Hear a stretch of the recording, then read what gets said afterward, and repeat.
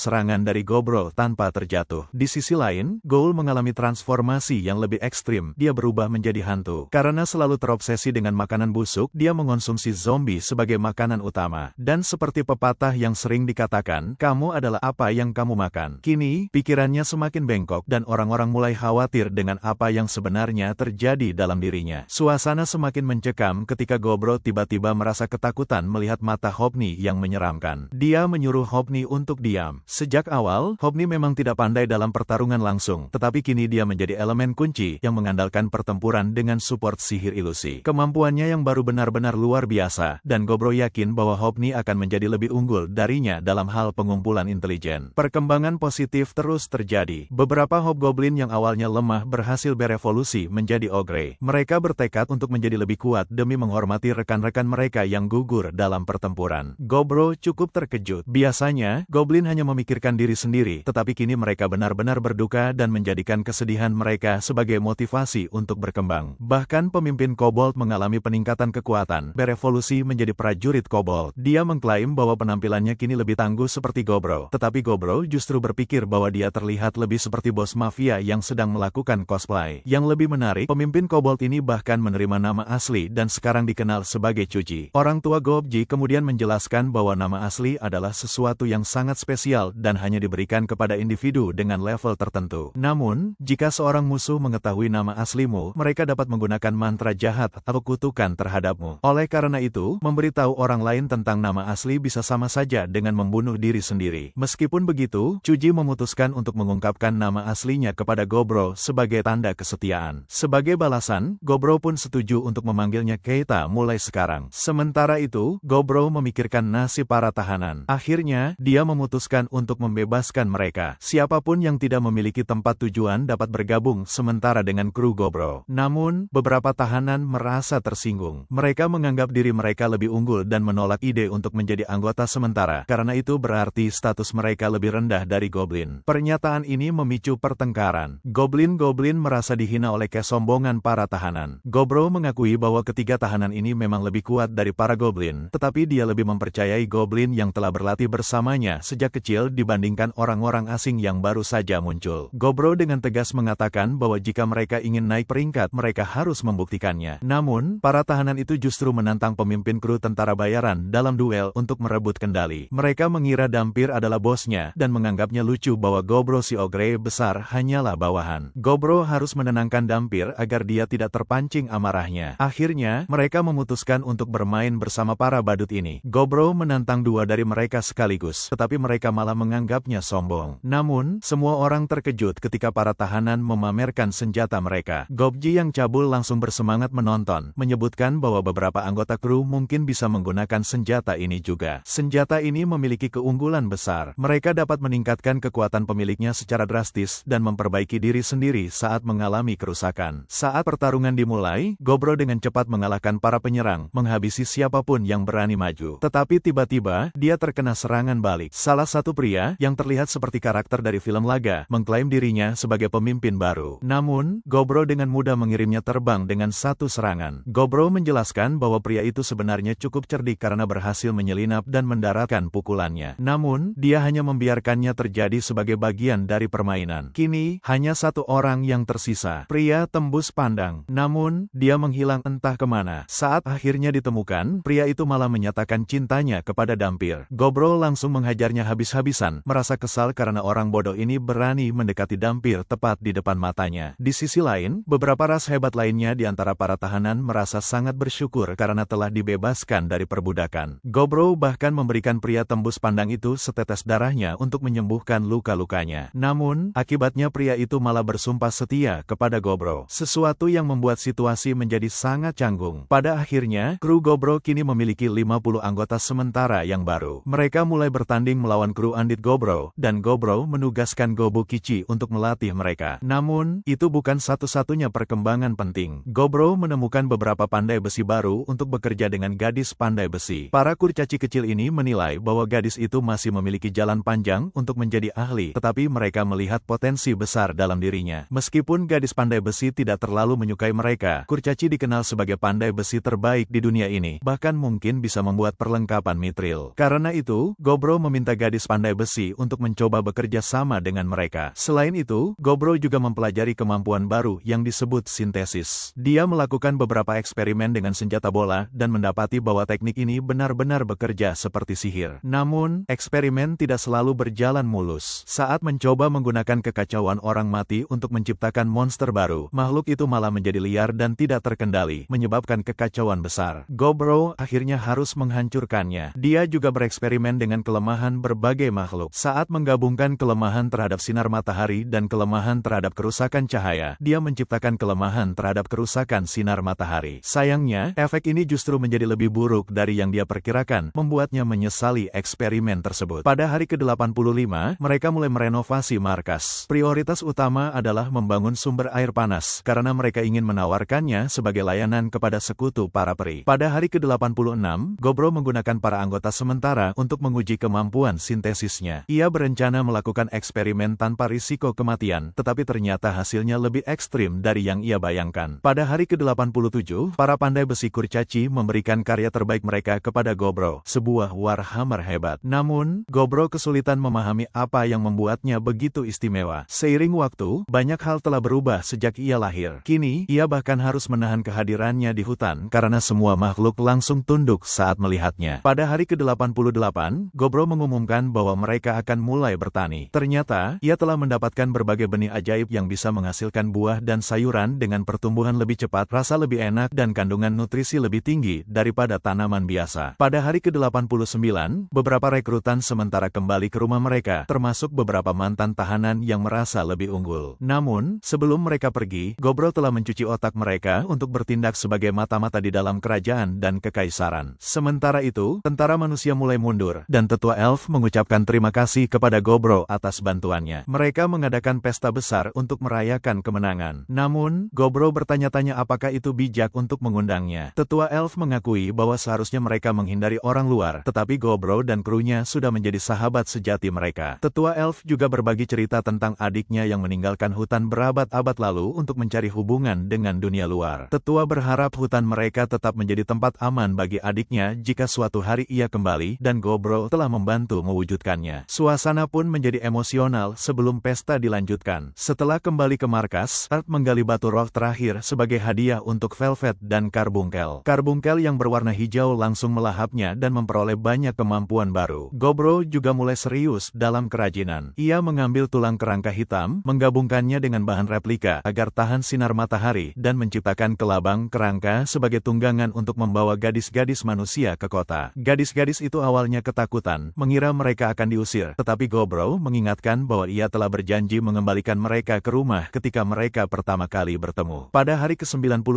sumber air panas akhirnya selesai dibangun. Sementara itu, seorang ksatria menyadari bahwa gadis berambut merah tampak gelisah selama latihan. Ia mengakui bahwa ia khawatir tentang kepulangannya ke kota manusia, tetapi ksatria itu meyakinkannya bahwa Gobro tidak akan terburu-buru menyingkirkannya. Pada hari ke-92, gadis-gadis mulai mengumpulkan barang untuk dijual di kota. Saat itu, Gobro menyadari bahwa keberadaan mereka sangat membantu karena berbagi pengetahuan yang tidak dimiliki oleh kelompoknya. Pada hari ke-93, mereka mengadakan pesta agar semua orang bisa saling mengenal. Namun, 3 pemabuk dari sebelumnya mulai bertingkah, membual bahwa mereka bisa melakukan apapun yang mereka inginkan di kota. Meski menyebalkan, mereka memberikan informasi penting bahwa baik kerajaan maupun kekaisaran memandang rendah manusia biasa. Dampir menyadari bahwa mereka akan membutuhkan seseorang dari keluarga bangsawan untuk membantu mereka masuk ke kota, tetapi Gobro menolaknya. Pada hari ke-94, Gobro membagi semua orang menjadi 4 kelompok untuk mengumpulkan informasi di dunia luar, menyelesaikan masalah, dan meningkatkan kekuatan mereka. Yang paling penting, ia memperingatkan mereka untuk tetap hidup. Pada hari ke-95, semua orang bersiap untuk berangkat, masing-masing menunjukkan keunikan dan kepribadian mereka. Gobro berpesan kepada Gobukichi agar tidak berkeliaran sendirian. Saat mereka berangkat, Gobro merenungkan seberapa banyak yang telah ia pelajari selama tinggal di hutan. Tetapi ia tahu bahwa masih ada banyak musuh kuat di luar sana yang menunggunya. Pada hari ke-102, Gobro dan krunya akhirnya tiba di Tren. Kota ini dikenal tidak ramah terhadap demi-human, sehingga kehadiran Gobro yang berjalan dengan tenang di atas kendaraan uniknya, Lamborghini edisi kerangka, langsung menarik perhatian. Para penjaga panik dan bersiap untuk bertempur, mengira mereka sedang diserang. Namun, gadis-gadis manusia dengan cepat menjelaskan situasi sebenarnya kepada para penjaga, meredakan ketegangan dan mencegah konflik. Setelah semuanya beres, Gobro berhasil menyewa tempat untuk mereka tinggal. Kemudian, ia mengumpulkan semua gadis manusia untuk berbicara secara serius. Ia ingin mereka menggunakan waktu ini untuk memikirkan apakah mereka benar-benar ingin tinggal di kota atau kembali ke kehidupannya. Meskipun ia bersikap netral dan berjanji untuk menghormati keputusan mereka, jauh di lubuk hatinya, Gobro berharap mereka akan tetap bersamanya. Ia mengingatkan mereka bahwa satu-satunya alasan mereka ada di sini adalah karena mereka sebelumnya telah diculik dan dikurung oleh generasi goblin sebelumnya. Sisa hari itu dihabiskan oleh gadis-gadis dengan menjual barang-barang yang mereka bawa ke kota. Sementara itu, si gadis berambut merah membawa Gobro ke gedung guild agar ia bisa mendaftar. Mengingat penampilan Gobro yang mencolok, mereka menyadari bahwa keberadaannya pasti akan menarik perhatian dan menyebabkan kepanikan. Oleh karena itu, Gobro memutuskan untuk menjatuhkan semua orang yang melihatnya agar bisa menyelesaikan urusannya tanpa gangguan. Namun, ketika Gobro mencoba mendaftarkan Parabellum sebagai kelompok tentara bayaran resmi, petugas pendaftaran langsung pingsan karena terkejut. Akhirnya, seorang pria tua yang duduk di meja belakang turun tangan dan menjelaskan bahwa Gobro harus mengisi formulir pendaftaran petualang terlebih dahulu agar kelompoknya bisa diakui secara resmi. Setelah menyelesaikan urusan di guild, semua orang memutuskan untuk pergi berbelanja pakaian. Namun, Gobro memiliki rencana lain. Ia menyamar menggunakan bentuk manusia dari kehidupan masa lalunya agar bisa berbaur lebih mudah. Kecepatannya dalam berubah bentuk membuat yang lain terkejut, tetapi karena mereka sudah terbiasa dengan kejutan darinya, mereka tidak terlalu memikirkannya. Setelah makan, Gobro berjalan sendirian ke dalam gang gelap dan tiba-tiba dikepung oleh 6 orang pencuri. Bagi orang biasa, ini mungkin berarti bahaya besar, tetapi bagi Gobro, ini hanya seperti menikmati makanan penutup. Dengan mudah, ia menghabisi para pencuri dan mengambil banyak keterampilan kriminal baru dari mereka. Namun, satu hal menarik perhatiannya, ke-6 pencuri tersebut memakai cincin dengan pola yang sama. Gobro menyimpulkan bahwa mereka mungkin berasal dari sebuah organisasi besar. Ia tidak tertarik untuk terlibat lebih jauh dan berniat untuk segera pergi. Tetapi sebelum ia sempat meninggalkan gang itu, ia melihat kejadian lain di seberang jalan. Sekelompok pencuri lainnya sedang memeras seorang ksatria. Ksatria itu datang membawa uang tebusan untuk menebus seseorang yang telah diculik, tetapi para pencuri tiba-tiba menuntut 3 kali lipat dari jumlah yang dijanjikan. Mereka bahkan mengancam akan melukai sang putri dengan kejam jika permintaan mereka tidak dipenuhi. Biasanya, Gobro tidak akan ikut campur dalam urusan semacam ini, apalagi karena melibatkan seorang putri yang diculik itu bisa menjadi mimpi buruk politik. Namun, ketika ksatria itu mencoba melawan dan langsung dihajar habis-habisan, Gobro tidak bisa tinggal diam. Ia segera turun tangan dan menyingkirkan para pencuri, lalu membawa ksatria itu ke tempat yang aman. Namun, bukannya berterima kasih, ksatria itu justru berteriak padanya karena membiarkan para pencuri tetap hidup. Gobro, yang tidak suka orang tak tahu berterima kasih, langsung menamparkan kepala ksatria itu untuk menenangkan emosinya. Ia menjelaskan bahwa ada alasan mengapa ia tidak membunuh mereka saat itu juga. Jika ksatria merasa ada masalah yang tidak bisa dibiarkan begitu saja, ia bebas memanggil Gobro kapan saja. Untuk menegaskan ucapannya, Gobro mengungkapkan wujud ogre aslinya, membuat ksatria itu menyadari bahwa Gobro tidak main-main. Setelah beberapa saat, ksatria itu akhirnya setuju untuk bekerja sama. Ia menjelaskan bahwa ia dan sang putri tiba di kota beberapa hari lalu, tetapi keberadaannya dirahasiakan demi keamanan. Namun, sang putri yang ceroboh memutuskan untuk membuang semua pengawalnya dan berkeliaran sendirian, yang menyebabkan ia diculik oleh organisasi kriminal. Gobro meyakinkan ksatria itu untuk tidak khawatir karena ia sudah mengetahui lokasi markas organisasi tersebut. Ksatria itu terkejut mengetahui bahwa Gobro menggunakan darahnya sendiri untuk melacak para pencuri yang sudah ia kalahkan sebelumnya. Dengan informasi tersebut, mereka segera menyerang markas para penculik, menghancurkan tempat itu, dan menemukan sang putri terkunci di ruang belakang. Saat memastikan kondisi sang putri, Gobro menemukan beberapa dokumen di lantai yang mengungkapkan bahwa penculikan ini sudah direncanakan sejak awal. Setelah memastikan semua penjahat dikalahkan, mereka membakar markas tersebut. Gobro memperingatkan ksatria itu untuk tidak membocorkan apapun tentang kejadian malam itu, tetapi ksatria bersikeras ingin melaporkannya kepada kerabatnya. Tidak ingin mengambil risiko, Gobro meminta bantuan untuk menghipnotis ksatria itu agar merahasiakan kejadian tersebut. Keesokan harinya, Gobro mendapat kabar baik dari Seiji, generasi baru goblin telah berhasil lahir. Ia merasa senang, tetapi hari itu juga menjadi hari di mana ia akan mengetahui apakah para gadis masih ingin bertahan dengannya atau tidak. Meskipun sedikit tegang, ia yakin mereka tidak akan meninggalkannya. Dan benar saja, mereka semua sudah terlalu terpikat padanya untuk pergi. Setelah mengemas barang-barang mereka untuk kembali ke gua, tiba-tiba mereka dihentikan oleh sang putri yang ingin bertemu dengan Gobro secara langsung. Ia memperkenalkan dirinya secara resmi dan menyebutkan bahwa ia mendengar Gobro adalah pemimpin kelompok tentara bayaran. Ia memiliki misi penting, meminta Gobro untuk mengawalnya kembali ke ibu kota kerajaan. Selama ini, Gobro sangat terkesan dengan cara sang putri berbicara. Ia terdengar jauh lebih dewasa daripada penampilannya dan tidak sedikit pun gentar di hadapan Gobro, meskipun ia tampak seperti raksasa yang menakutkan. Seolah-olah statistik karismanya sudah maksimal. Meskipun demikian, Gobro tetap menolak permintaan itu. Ia memiliki rencana lain dan merasa sang putri sudah memiliki cukup banyak pengawal. Namun, sang putri membalas bahwa semua pengawalnya membosankan, dan ia ingin seseorang seperti Gobro untuk menemaninya. Ksatria yang menemani sang putri kemudian menawarkan hadiah besar, sebuah piring emas, jika Gobro mau menerima pekerjaan itu. Sebuah misi pengawalan biasa hanya dibayar sekitar 10.000